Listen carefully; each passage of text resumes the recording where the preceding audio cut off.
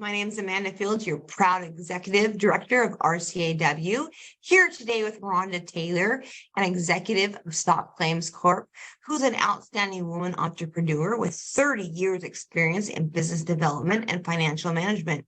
We also have an exciting second speaker today, Kristen Bigoff with BigSafety.net. She began her construction career more than 30 years ago as a laborer through Local 440 in Seattle.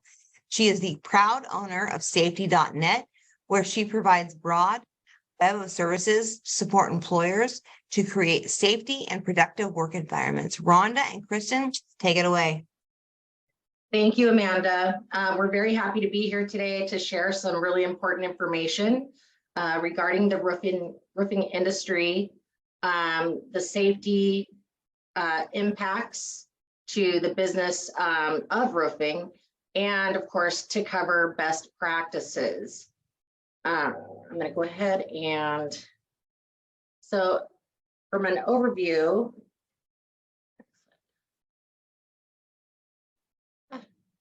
one second, there we go. So today we're going to talk a lot about the L&I Division of Occupational Safety and Health, also known as DOSH, as an acronym. L&I has been very active in the roofing industry ever since the 2021 release of COVID restrictions. This last year, we've noticed a very large uptick in on-site safety inspections, roofing violations, citations, and we're having a lot of roofers that have, individuals on roofs not knowing the fall protection rules, not knowing, about a fall protection work plan, kind of some of the basics that L&I looks for and requires. So we're going to discuss that. Also, there's been some legal statutes updated recently and that went into effect regarding fall protection requirements that we're going to alert you to that just changed as of January 1st, 2023. We're going to talk about safety inspections and knowing your rights when an inspector shows up at one of your job sites. We're going to talk about serious injury and the DOSH requirements. Also a lot about safety culture and accident prevention and what L&I is really looking for when you put together that robust safety program that'll assist with violations and citation appeals and using the defense of unpreventable employee misconduct. And finally, we're going to talk about safety training and give you some recommendations as it relates to regular on-site inspections for all of your job sites on a monthly basis.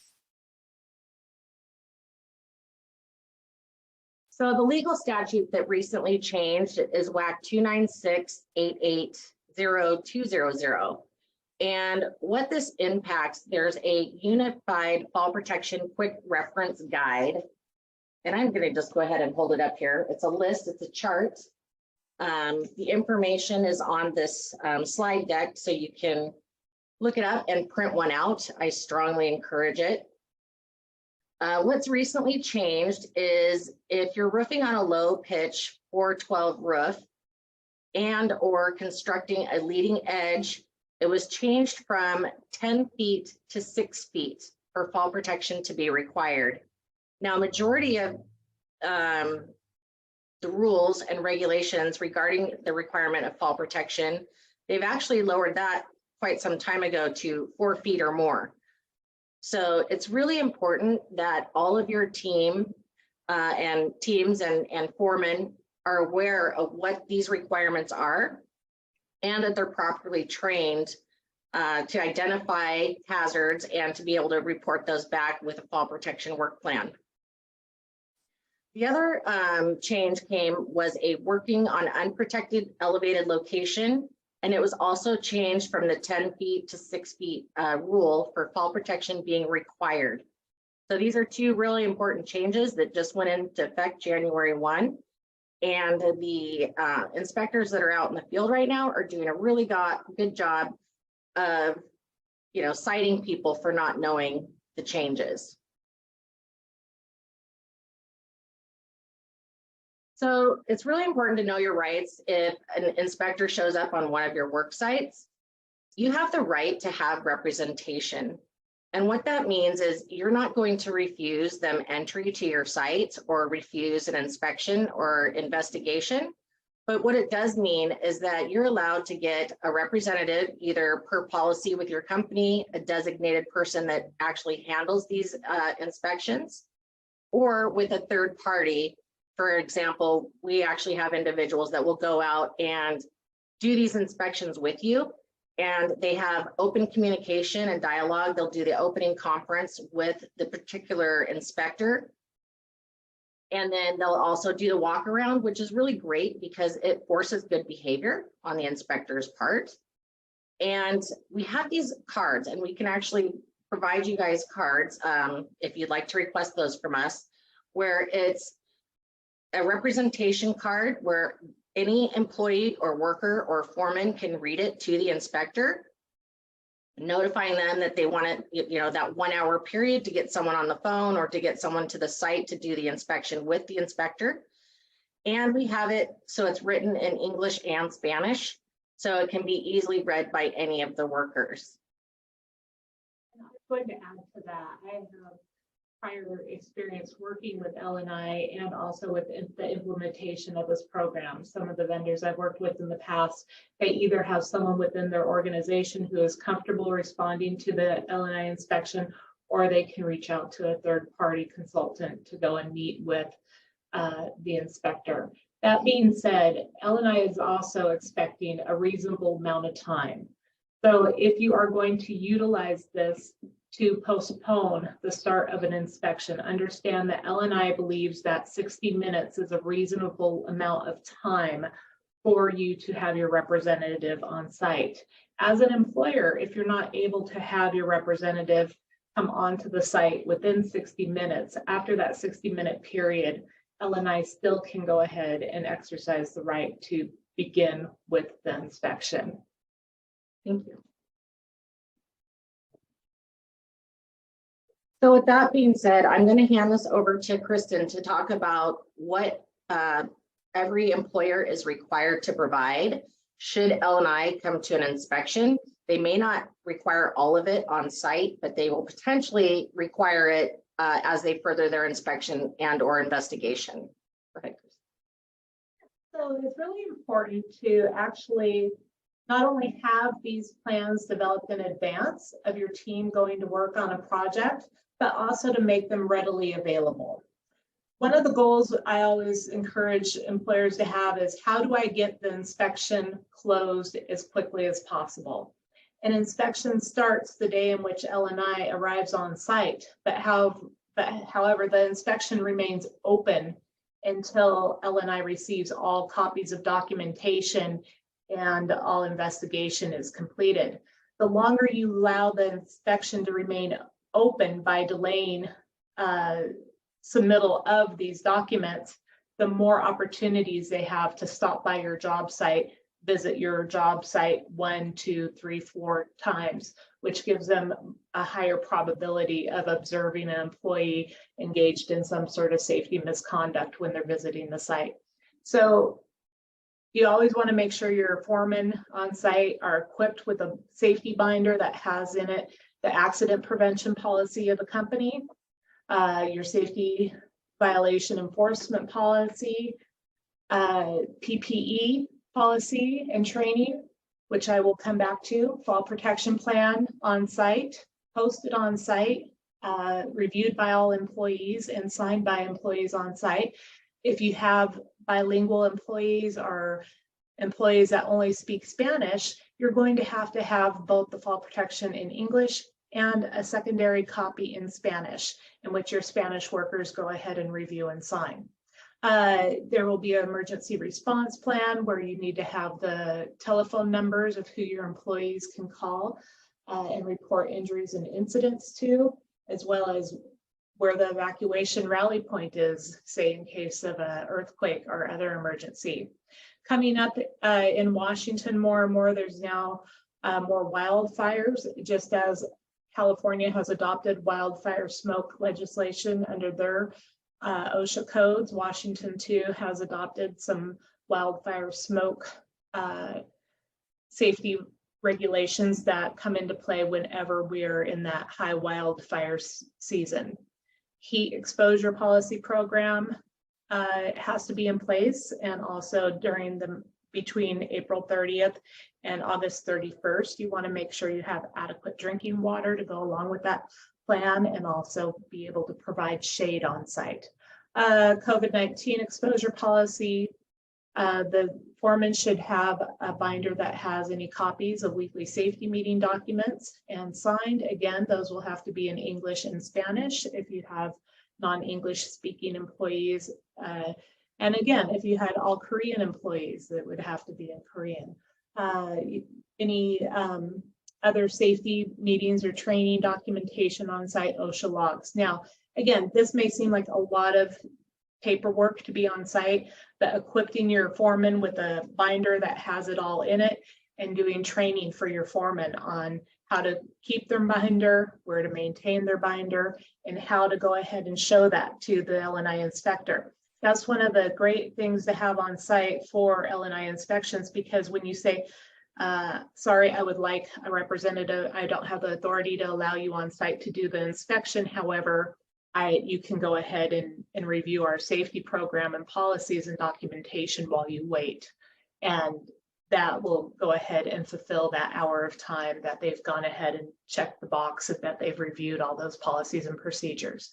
Coming back to PPE purchase, it is a requirement that the employers provide all PPE for their employees. This does include hard hats, safety glasses, gloves when needed. This also includes any safety vests. If you were on a job site with a multi-employer job site and the general contractor were requiring everyone to have vests, you as an employer would be required to provide those vests for your employee. The PPE that is not covered under that plan is any PPE that is unique to the employee, custom fitted, that the employee can wear at work and outside of work. So a roofing employee could wear safety toe boots on a job site, and they could walk out and wear them to the mall that weekend, to the rodeo, to their son's baseball game. However, if it was, let's say, a hazardous waste site and the boots were contaminated with hazardous waste, the boots wouldn't leave the site. Those boots would be covered under this policy that the employer must provide the footwear. So again, if the footwear is footwear that can reasonably be worn to outside of work, to other normal gatherings, then the employer does not need to provide footwear. Again, safety glasses that are prescription safety glasses, if it's a prescription safety lens, then the employer does not have to provide a prescription safety lens. However, the employer does need to provide over-the-top safety glasses for whenever those employees are using any of their nail guns or other power tools that require safety glasses to be worn. Thank you. So let's talk about serious injuries. Anytime there's a serious injury and an individual is taken away in an aid car, hospitalized, or if there's actually a death at the site, there will be automatically a DOSH investigation. And so we wanted to provide some information that would assist in those types of situations. So you make sure you're prepared for what's expected by the L&I investigator / inspector. So obviously the first thing is to make sure the employee gets taken care of. That's just going to be number one. If they need to be transported, if you need to drive them, whatever that case may be, the employee is number one. Make sure that they're medically taken care of. After you get the employee to the hospital, we want you to take time out and preserve the accident scene. They, especially in a death situation, they basically want you to quarantine it off. Don't allow people to move anything, touch anything, and then get witness statements. If you have video surveillance, definitely it's a good idea to film the location, how, where the accident occurred, if people were there, include them, take pictures. All of that will assist in the investigation in the future, and some of it could be really important. Once you want to obtain a written incident report from the actual worker. You also want to call and check on them. You want to make sure that, if they were hospitalized, how are they doing? Are they, okay? Or how serious is this injury? Are they going to be released soon? Is this going to be a long-term trauma type situation? All of that goes a real long way, not just with the worker, but it also shows L&I that, you're not just putting people and bodies back in places. You actually do care about your workers. You also want to fill out an accident report, all of which will get reported to L&I. If there is a fatal accident or a hospitalization or inpatient, and I even encourage, even if someone goes into, gets transported via an ambulance, but they don't necessarily stay overnight, we recommend that you do call DOSH and report that incident within 8 hours. That's the requirement by law. And all of that is very important, and they will cite you for it if you do not. And I've had a few of those situations where it's actually a serious violation. I was able to get it reduced to general violations, but they take that component very serious. And so then you need to also record the actual injury or exposure on your ongoing OSHA logs. So everybody should be maintaining those OSHA logs for all injuries and or a list of near misses. So all of which needs to be recorded. If you are in a situation where FMLA paperwork applies over 50 employees, then you must mail that information to the employee as well. One thing to this log is that understand that whenever your employees are seen in an emergency room, there is an emergency room log that is transmitted to Washington State L&I. So even if it's not a serious injury causing an overnight hospitalization, if your injured worker goes to the ER for a broken wrist, it will come out on an injury log, and it's something that L&I has the ability to go and do an investigation or choose not to do an investigation. So you do want to make sure that you are following through, even with your minor injuries. Are you going ahead and doing an injury report? Have you gotten the witness statements? Have you gotten the injured worker statement? And most importantly, have you done an investigation, figured out why the injury or accident occurred, and what have you done to correct that situation from happening again? Because that's one of the things that DOSH looks at is, do you have a safety program that is effective and in practice?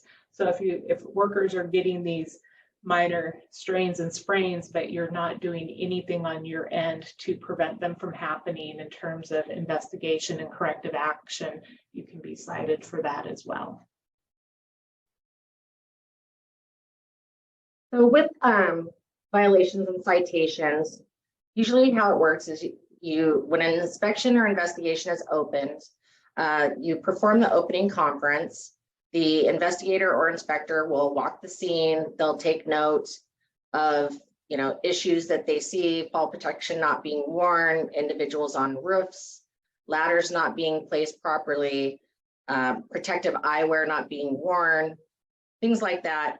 And as a result, you will have what's called a closing conference. At that closing conference, they will usually tell you or indicate, well, here are all the violations that we found, and now we're going to submit it, and it has to go through a number of different processes, and they will actually issue the citation usually about 30 days after the closing conference. Sometimes it's less, sometimes it's more. So as an employer, if you receive one of these citations, it's really, really important to know that if you're going to appeal that citation or you disagree with the findings, your appeal must be timely. And what I mean by timely is that they will send you a certified letter. And once that letter is signed for, that starts the clock ticking. You have 15 days to file an appeal with the Department of Labor and Industries. The second thing you want to do is you want to do a public records request. What that does is it provides you all of the information related to the citation. It discusses the notes, who they spoke with, witnesses, what happened, where the violations occurred. They'll also have extensive photos, usually within those files, and witness statements. So oftentimes the department will, during their investigation process, they will go and speak with employees individually and away from any management or supervisors, so they can try to, obtain additional information, hopefully not harmful to the employer, but usually it doesn't work out that great. So it's really important that you get that public records request before you move forward in that appeal process. So the first phase of the appeal is once the department receives the appeal, you make your public records request, and they do what's called a reassumption hearing. And it's an informal conference where they have a individual that's a higher level inspection and investigation adjudicator. And it gives you kind of that second chance to be able to, state your case, provide additional information that maybe wasn't readily available at the time during the citation or inspection, and provide that investigator this information for them to do a much more thorough review. At that time, usually it takes another 2 to 3 weeks if you're providing additional information. And then if you can get an agreement from the adjudicator, you'll typically either vacate the citation or get a significant reduction in any fines and penalties that they're providing you. If an agreement cannot be made, then the citation gets forwarded to the Board of Industrial Insurance Appeals, and it starts that process. So that's where it's taken out of L&I's hands. It's reviewed by an actual judge. There's a mediation process there as well. And if you agree, great. If not, then it goes on to a hearing. And at that phase, a hearing is just like any other superior court hearing. There's a judge, there's the assistant attorney general representing the department, and then yourself and your legal counsel. And that can be pretty spendy. So we try to recommend at least trying to work out as much as possible with the department before moving to that phase and spending significant amount of money. And obviously too, that will be a business decision. Sometimes the fines are small, so they're really not worth pursuing and spending more money on. And other times the fines are pretty significant. One of the defenses that we try to use, and it's very difficult, is basically unpreventable employee misconduct. And what that means is if you've got individuals that you have trained, that have been certified, you regularly practice safety meetings, you provide adequate communication of the rules, you have a disciplinary policy. All of these things, if you do these things diligently, and you have really good documentation along with proof of the implementation and practice, then you can actually have, say, the defense of unpreventable employee misconduct is the reason why we received this serious violation, and you can potentially get it vacated. The problem is the department requires a very extensive documentation and policies and training, and it's a really high threshold to hit in order to use this defense, but it can be done because we do it on a, we do it with our employers, but sometimes it's almost impossible just because in the department's eyes, it's not enough. So what you need is you need that thorough safety program, including the rules, training, equipment, all the PPE that was designed to prevent the violation. Next thing you need is you have to have adequate communication of these rules to the employees. So it's not necessarily just an acknowledgement and a signature. It's making sure they're trained, making sure they receive certification, and that you regularly meet and discuss these topics in safety meetings. So there's a lot of documentation required that is above and beyond just asking them to acknowledge they received a piece of paper. Then you also have to have ways that you can discover and correct these violations from these safety rules. So you need to do investigations. How did this accident happen? How are we going to prevent it in the future? And really acknowledge, you know, from an ownership standpoint, that safety is first within your organization and really create that culture. The last thing is effective enforcement of the safety program as written in practice, not just in theory. So a lot of the employers get very frustrated because their workers know better. They're on these roofs. They're not tied off. They don't have the ladders positioned properly. I had one the other day where the worker actually took a hard hat and stuck it over the top of his baseball cap. And so that, you know, didn't work. But to be able to actually identify issues as it relates to them violating policies in your safety program, and yes, you can give them a verbal, but I would document that you gave them a verbal. You should give them a written warning. Sometimes they get suspended. Sometimes there's a few organizations that actually will suspend them for a day without pay. There's other organizations that will go to the limit and say, no, you know what? You've had 2 instances, you're terminated for cause. Whatever that policy is, you have to adhere to it. You absolutely need to follow it, and it has to be across the board for all of your employees, no exceptions. And the department will ask for copies of all the disciplinary actions made. Sometimes it's the last 6 months. Sometimes it's the last year. Sometimes they want them 3 years back because they're not really believing that, you know, that you're really actively enforcing your policies. So, and kind of speaking to what Kristen was talking about earlier, it's creating that safety culture. It's having that documentation, having everything that's required, having these notebooks, and really enforcing this as the culture of your company.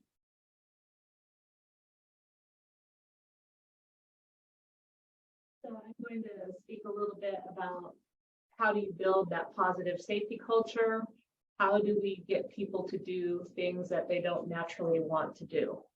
One of the biggest constraints to trying to implement the employee misconduct defense is that we often find we have foremen and our coworkers on site who will observe someone doing an unsafe act or unsafe behavior, but they're not willing to take corrective action. There is an ego or a certain amount of machismo, and it's, you know, hey, I'm not my brother's keeper. I don't want to embarrass him. I don't want to call him out and tell him his harness isn't being worn properly. Bottom line is, you're an employer with an organization and a team. If you right now were the coach of the Seattle Seahawks, would you pay all of those people several $1 million and just say, good job, good job, good job? Or would you be providing them feedback, coaching with the intent of increasing their performance, having them not only be better in performance in terms of personal safety, but also be better in terms of production? And that's where safety culture we want to go. We want to build a coaching environment where it is okay, whether it's a president of the organization, whether it is the foreman on the job, whether it is an apprentice who just notices something and asks a question. We want to have that coaching culture where it's okay to continuously strive to do our job better and to improve. So how do we get there? You know, what are these other companies doing that we're not doing yet? Well, one is hiring practices.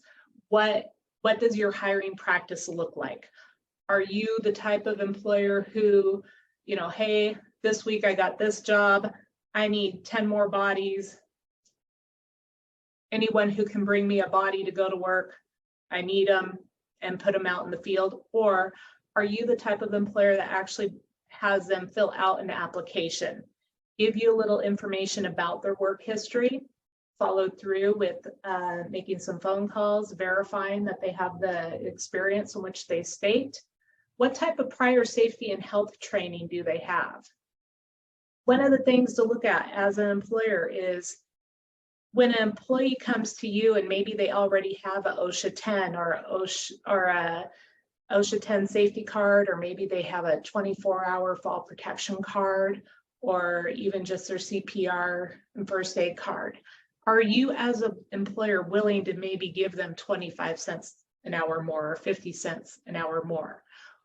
What are you doing to reward an employee for taking the initiative to participate in safety training? This is totally different from everybody gets a t-shirt as a safety award at the end of the month. We know that when we have safety recognition programs that are monetary in award and or are or that, you know, everybody gets a raffle ticket for a prize, that what happens is employees tend to quit reporting injuries or accidents, and that's the opposite of what we want to do. We want to make sure that we're hiring someone that has leadership qualities. If you are doing regular inspections of a foreman's job site and you have 3 foremen and those job sites are always looking good, but the 4th job site, this foreman is telling you, well, I have problems because I can't get these guys to do what I've asked them to do. I tell them to wear their hard hat, they don't wear it. I've told them to do this. Guess what? That foreman doesn't have the leadership qualities. If you have a foreman who tells you, I can't get my team to do what's right, I can't get my team to work safe, then that foreman is missing some key leadership qualities. That foreman may not feel comfortable coaching teammates.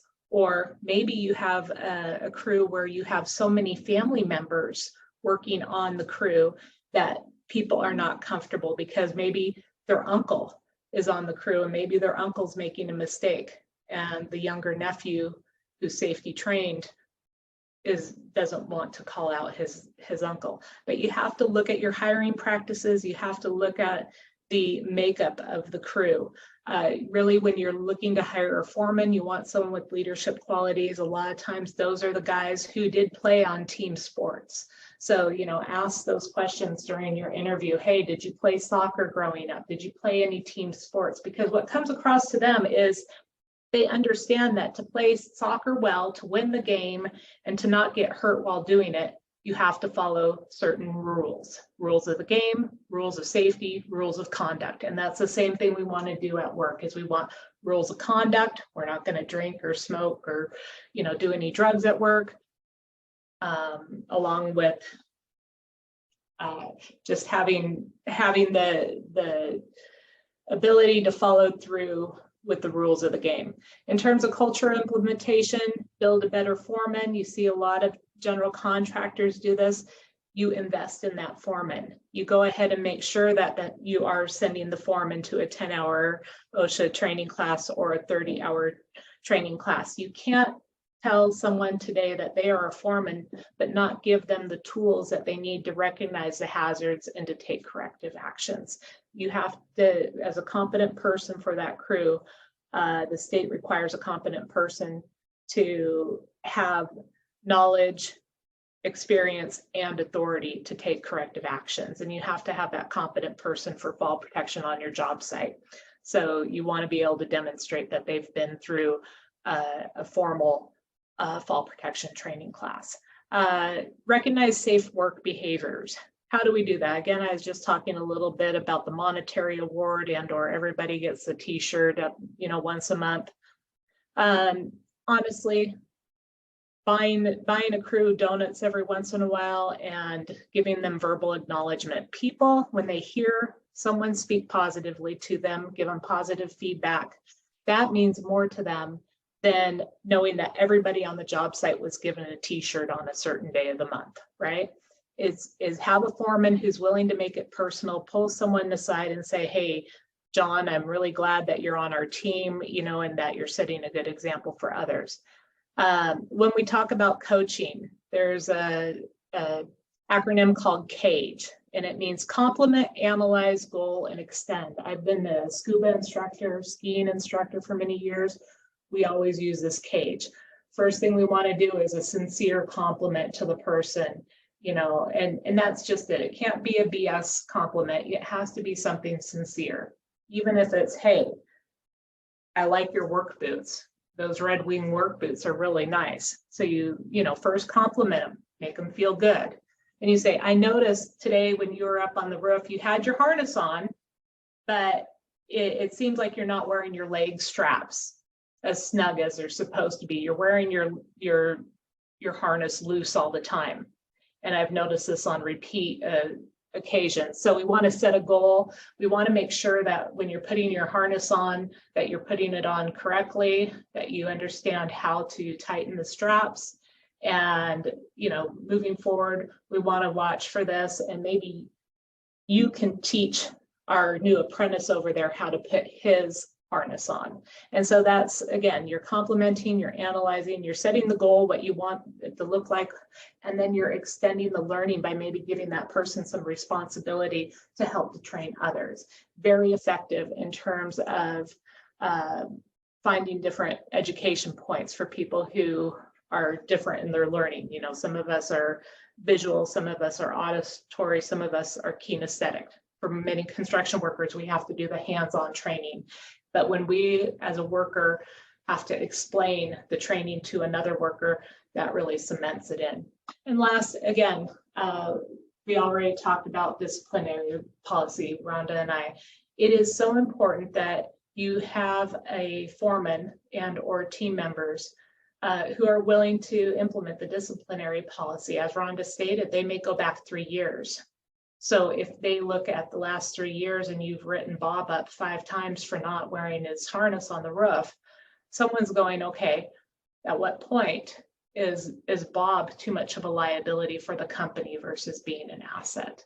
It is very difficult when you have nepotism in a country, in a organization, and you have brothers and cousins and that working. But at the end of the day, it's going to be your company. When one cousin decides to wear his fall protection incorrectly and his uncle as a foreman does not correct him and he later falls off the roof, the uncle isn't responsible. You as an employer is responsible. So the uncle has to be willing to discipline and write up his people. And again, as Rhonda said, verbal warnings must be documented.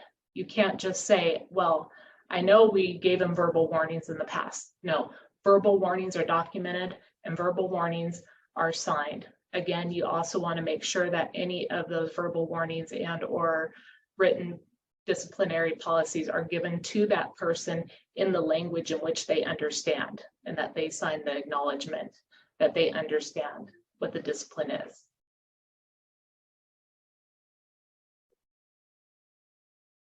Okay, we're going to talk a little bit about safety training, and then we're going to wrap it up. And I did see that there's a chat, so we will not forget about you. We will come back to that after this last slide. One of the things that I've come across in dealing with many roofing employers and violations, citations, the department really looks for robust training. And they want to see that the employer is going the extra mile. And so I wanted to hit on a few things that are just a must-have, strongly recommended in order to properly train your employees, create that, you know, safety culture that we've been talking about. And there are things that the department really looks at, and they'll give you kudos for it. They'll give you credit for it when it comes time to talk about a violation and citation. So the first thing is minimum training for all foremen and roofers. Anybody that's going to be using ladders, they're getting up on the roofs, definitely the supervisors of those individuals. At a minimum, you want to have fall protection and ladder safety certification. I believe 4-hour in-person is best. Those can be done in English and Spanish. And I believe Safety Matters and also Kristen's organization, BigSafety, they provide those to you. So I know the Spanish is a little more difficult, but they do have specialized instructors to assist with that.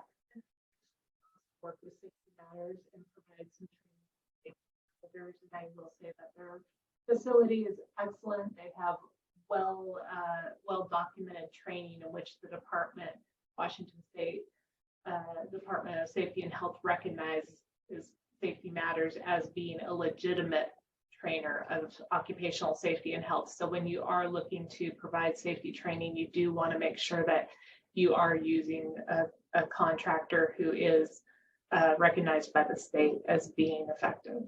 Absolutely. Yes, so at a minimum, you need the fall protection and ladder safety certification, obviously first aid, CPR. OSHA 10 training is really positive and helpful with all of your workers.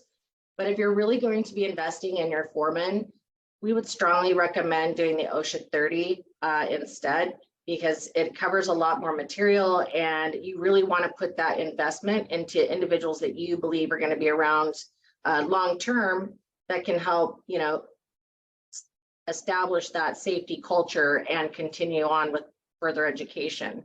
One of the things I will also add about that OSHA 30 is, yes, there are certain elements of the program in which they have to hit by OSHA standard, but let's say you are a roofing contractor and you do not do any excavations whatsoever. There is, for the right trainers, they are able to eliminate that excavation component and swap it in for maybe additional ladder training or for the aerial lift training for any of your elevated work platforms. Also too, and this was actually a little tidbit that was given to me by some L&I inspectors when we were actually holding mediations. There's 62 10-minute videos on YouTube for fall protection, hazards, and prevention. And in looking at them, they're in English and Spanish. And they're just a quick, 5 to 10-minute video that you can, have your employees watch during a safety meeting that you're required to have. And they're just great tools. And if they sign off that they're viewing those tools, L&I really will look at that. And again, they'll provide kudos to the employer for having that information available. There's also smartphone applications. So there's a pitch gauge that all of your foremen at a minimum should have on their cell phones and know how to use so they can accurately measure the pitch of a roof. It prevents a lot of safety violations and citations. And we just find it really, really helpful. There's also the NIOSH ladder safety, which is another great app. And then there's on-site inspections. So we encourage every single one of our employers, either, they can do it themselves, they can have a designated safety individual, or to get an actual certified third party to come out and do on-site inspections. You want these to be at active job sites 1 to 2 times a month, and you want them random and unannounced. Basically, you want to stand down the street, observe the crew, make sure they've got their fall protection on, that all the basics are covered, and then actually go ahead and inspect the site, look for all their paperwork, the fall protection work plan, safety meeting notes, etc. These are so helpful. And if you have a third party and you're investing in that third party to do these inspections, or a safety person within your organization, the department will look at that as well and say, okay, they're already spending money to do everything they can to make sure their workers are safe, and they're also checking up on them, and they're having other people check up on them. So they make sure that your due diligence is done, and it just is a really good look to the department. One of the benefits of doing a third-party inspector, someone like myself or another firm, is that you, as the owner of your business, you know that when you receive the inspection, you're going to actually see reality, what is being done correctly, what needs improvement. Also, any good third-party inspector will walk with the foreman on site and provide education and training. It's an awesome opportunity for that foreman to become familiar with how does L&I work. We can do that one-on-one training. Then is, okay, I'm going to do this like I would an L&I inspection. Let's go through this together. But they get the benefit of that third-party inspector also giving them information and feedback and some ideas, you know, how do you correct a hazard? Someone like myself with 30 years in construction, I don't come into a situation and say, you can't do this. Here's a regulation, you can't do this, and then walk away. Someone like myself who has 30 years, we're able to come into your organization, meet with the foreman and say, hey, here's the regulation. You're not going to be able to use a ladder that way. However, here's 3 different ideas for how you may go ahead and use a ladder, build a gang ladder, use aerial lift, you know, especially when it comes to having problems with anchorage and tie-off points, investing in having that third-party coach go out and work with your team. Instead of calling it inspections, call it coaching sessions. And they go out, they work with your team, they help your foreman become better at recognizing the hazards and knowledgeable on how to correct those hazards. And it gives you, again, it gives you as the owner a real world idea of what is going well on certain sites and which foreman may need a little bit more help in their development. Perfect. Thank you. All right, I'm going to go ahead and pull up. I see that there's a chat. It says, what do you think employees do not know the basics? I also want to know what is the #1 advice you'd give roofing companies? If I may answer that question, why do you think employees do not know the basics? Again, from pure experience, I came from the trades as a trade worker, was in the trades for 15 years before going into safety and health. As a new safety and health manager, at times I would be a little nervous going up to a male age 50 on a job site and approaching them and saying, hey, you know, you're not using your ladder correctly. I always had this assumption that someone who looked a certain way, was a certain age, that they had been in the industry for a long time. Come to find out, on occasion, you do run into people that are brand new to the industry in their 30s, 40s, 50s. Maybe they were in manufacturing previously. Maybe they were in agriculture previously. Maybe they were incarcerated and they don't have that knowledge. So it is important to, again, go back to those hiring procedures. What are your hiring procedures? What's your application process? What kind of background employment information do you obtain from the employee? What type of questions do you ask them related to their safety understanding and certification? From there, you can gauge better the individual's understanding of what they know and what they don't know. But there is also, you know, people are human. And we know the rules and the laws, but there's complacency. And every day that we go to work and we're able to climb on a roof and we don't fall off the roof, we get more complacent. And so that's why we have to have continuous information and continuous input as to what the safe thing is to do, and also the importance to the company. When we work for companies that don't have effective safety programs, that as an employee we don't see safety on a job site, then we know that we can get away with whatever we want to do. I want to just briefly add to that, knowing a lot of complaints that I get from a lot of roofing owners is difficulty with having turnover with their crews. And so crews will tend to kind of hop around from different employers. Some have really stringent safety policies and they either get written up, they have, you know, their cousin got fired, something happens. And so what that crew will do is they'll all move together to another organization. And so you don't necessarily know what you're getting when these individuals, you know, arrive at your employment. So it's real important to do that deep dive, know what their past history is, really dive into their work history. You know, are they changing jobs a lot? That's always a big identifier that, hey, there could be some potential issues here. So again, back to really good hiring practices, and unfortunately dealing with a lot of turnover in your industry, it can be very difficult. Hopefully that answered your question.